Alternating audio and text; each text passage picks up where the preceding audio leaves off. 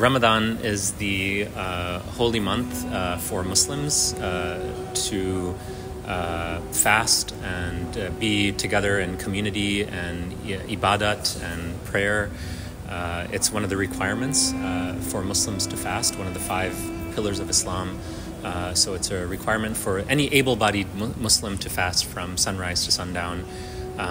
It's a really beautiful time for community to come together and break your fast with your family and your friends and your community, to give money to charity, and to perform not only the obligated prayers, but to do extra prayers as well, to pray for prosperity, to pray for peace, to pray for good health for people in your community and in your family, and to generally just be more charitable and patient.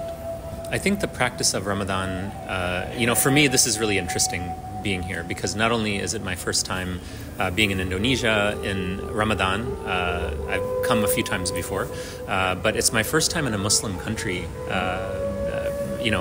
practicing Ramadan. And so in the United States, we live as minorities. And so the larger society around us doesn't really change. The business goes on as usual.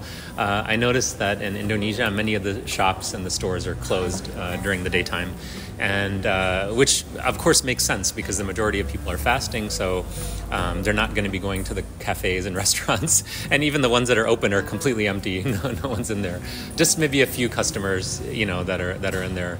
So that's one big difference. I also see that, of course, because Islam is the majority religion here, there's so many advertisements for sales in Ramadan, and the decorations are up, and it's really beautiful to see all that. So it's really special. I think in the United States we feel special because we're a minority, and it forces us to come together and do all the extra special things to make it feel special. Here, I think it's really interesting because the entire surroundings are reminding you that it's Ramadan. So they're both unique and they're both special in their own ways.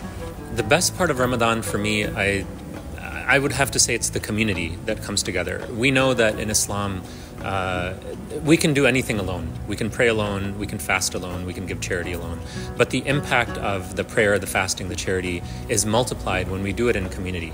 And so when we pray together, there's more rewards. When we eat together and break our fast together, there's more reward in that. And it makes it a much more meaningful experience. So for me, I'm missing my family right now and my friends back home. They're gathering together, they're having iftars together. I think it's a time of the year, sometimes you don't see your relatives, all the time. But in Ramadan, you see them every week, or maybe you have a friend or a neighbor, you don't see them as much throughout the year, but in Ramadan, you see them very regularly. So for me, my favorite aspect of Ramadan is the community aspect. I think there's many universal aspects within Islam. I think one of the things that, for me, that's really important that I've noticed is the connection between human beings, and the universal connection between human beings. I have been very lucky. I've traveled all over the world. I've also been to many Muslim countries. Of course, Indonesia. I've also been to places like Bosnia, a Muslim majority country in Europe. I've been to Egypt, Saudi Arabia. And one of the things that is really beautiful is that I can go to a masjid in any country and I can pray with the people there. And so I've prayed in many masjids in Indonesia, and I feel right at home. And I feel a common humanity amongst the Muslims here, that I can connect with them and be in a community with them. My first iftar in Indonesia was at the Masjid Chenghu, Muhammad Chenghu Mosque in Surabaya. And it was a beautiful experience. Nobody had to explain anything to me. I knew exactly what was happening. I knew what was going to happen for Salatul Maghrib. I knew what was going to happen for the iftar. And it's almost the exact same all over the world. And I think there's a common humanity that Islam connects us all together, no matter where you live. I think my experience here in Ramadan will have a big impact on me. I think for me, it's going to give me more context for Indonesia as I'm working on a project here.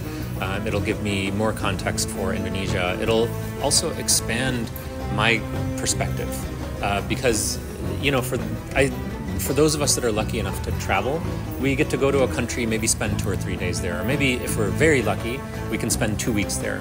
but very few people get to go to a place, spend a few weeks there, and then travel around the country, go to different regions and go to different parts of the country and meet the local people.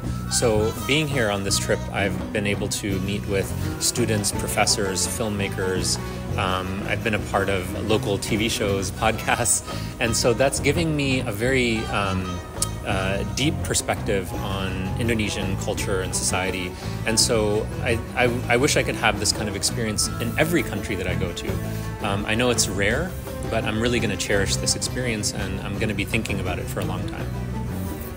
What inspired me to become a filmmaker, I would say it's many things. Growing up, I was always an artist in my heart and in my soul. I chose to pursue engineering as a traditional pathway, I think, to fulfill family obligations and expectations. Even though there wasn't a lot of pressure on me to pursue engineering, I think I put that little bit of pressure on myself.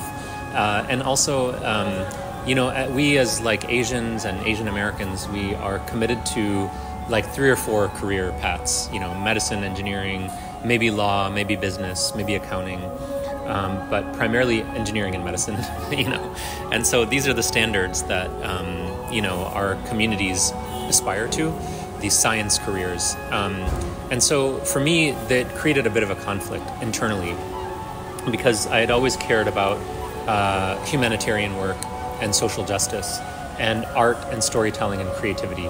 So those things, I felt like I really lost a part of myself when I became an engineer. Even though I was getting promotions and advancing in my career, I didn't feel happy doing it. And so over time, I also noticed how Muslims were being represented in the media. And it was very disturbing, to be honest.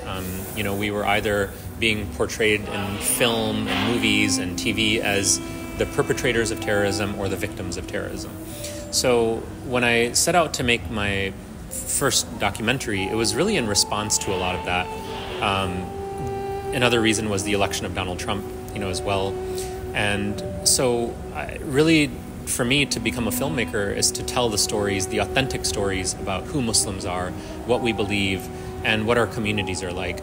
And Hamtramck USA, the documentary, for me and my co-director, Justin Feltman, it allowed us to tell that story through an authentic Muslim community, through an authentic Muslim experience, and allowed the community to speak for itself. The current representation of American Muslims in the film industry, let's call it Hollywood, is generally, I would say, improving. The representation up until the recent period, I would say maybe up until 4 years ago, was pretty bad. You have films like American Sniper, Zero Dark 30, TV shows like Homeland, 24, that again, they center around terrorism as a central storyline for Muslims, which we know our experience are much more than that. In fact, that experience is very small compared to what the average Muslim experiences in their day-to-day life. So it was a kind of a reductionist mentality. Today we're seeing more and more filmmakers producing films and documentaries about the Muslim experience that's much more diverse. And these films are getting into festivals like Sundance and South by Southwest and Tribeca and the Toronto International Film Festival. And then they're going on to be broadcast on public television or HBO and so on and so forth. So, or Netflix. And so we need more stories like this. As the industry is changing and more Muslims are entering into the industry, we need more stories like this, and we need more Muslim filmmakers to go into it. Today, I would say that things have improved quite a bit. I myself am in a fellowship right now. It's a Sundance Disney Fellowship for Muslim filmmakers. So these kind of opportunities are newly created. And so I hope that these kind of opportunities continue, because they will give chances to filmmakers like myself to tell authentic Muslim stories. I'm really inspired by so many filmmakers, both in documentary and on the narrative side. So I can just list a few. Chloe Zhao is a Chinese-American filmmaker. Her film Nomadland was really incredible. It won the Oscar a couple years ago. There's also filmmakers like Laura Poitras. I'm really inspired by Laura's work. Terrence Malick, Richard Linklater, and filmmakers like Steve James, Stanley Nelson, very well-known African-American filmmaker, Sam Pollard. I had the pleasure of working with Sam Pollard on one of my current documentaries. He's the executive producer on a film that I produced. It's about a high school basketball team, legendary high school basketball team. Ava DuVernay is also one of my favorite filmmakers. I'm very inspired by her, and I hope that I can reach even a fraction of her level of talent one day. But these are some of the filmmakers that have inspired my work, and I seek to pursue my career in the same way that they pursued theirs. Yeah, I think it's extremely important that Muslims and other underrepresented minority filmmakers enter into the film industry. But not only the film industry, but also news and journalism, podcasting, writing, creative writing, any kind of storytelling. It's super, super important for us to be in those spaces. The advice that I would give, there's general advice. I think this can apply to any underrepresented community, not just Muslim. But, the first thing is to start making the work. This interview is being conducted on a cell phone, right? And so we have the most powerful tool in our pockets that we're carrying around. And so what I tell students is you have access to these amazing tools. The barrier to entry into making films is much low now. Don't wait till you've saved up the money to buy this fancy camera. Don't wait till you have the big crew to make the film. Start making your film on your cell phone. Just start doing the work. So that's number one. Number two is to find your tribe and to find your community of filmmakers, creative content creators, journalists, storytellers. And you can find them at film festivals, conferences, get-togethers, meetups. Try to find those people and spend time with them and collaborate with them. So when you do, you'll be inspired by their success and their work, and you'll be inspiring other people as well. But finding your tribe is really important. You have to start speaking the language of the industry. You have to start spending time with people in the industry and start locally. Every major city in Indonesia, I'm sure, has film festivals and a small film community. Of course, in Jakarta is going to be the center. But, you can start by building your community. And then the third thing I will say is learn how to write and speak about your work. This is extremely important because every filmmaker has to pitch their project. You have to talk about your project. I know it's uncomfortable for artists to go on stage and talk about yourself and promote yourself, but you have to do it. You have to be able to give your elevator pitch. You have to be able to give a 10-minute presentation. Sometimes there's competitions for films to present at film festivals, or you have to give a pitch presentation in a meeting. You have to learn how to talk about your work. And you also have to learn how to write about your work in ways that are concise, but give the reader a sense of what your story is going to be, whether it's a scripted fiction project or whether it's a documentary project. There's no way around it. You have to learn how to write about your work. And again, this is one of those things where you just start doing it. You have to start writing it. And, I mentioned this in other interviews I've done here in Indonesia. Even if you're sitting in a Grab taxi or on the motorcycle, just start talking to the driver. Just tell them about your idea. You can start practicing with anybody, your parents, your siblings, your school.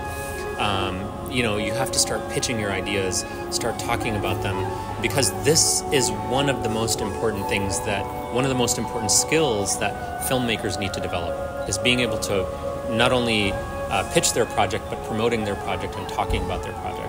So talking about your project and writing about it. So to summarize, the 3 pieces of advice I like to give to young filmmakers is start doing the work, don't wait, start doing the work, start making your film. Number 2, find your tribe of filmmakers, find your film family or your storytelling family. And number 3, learn how to write and speak about your work.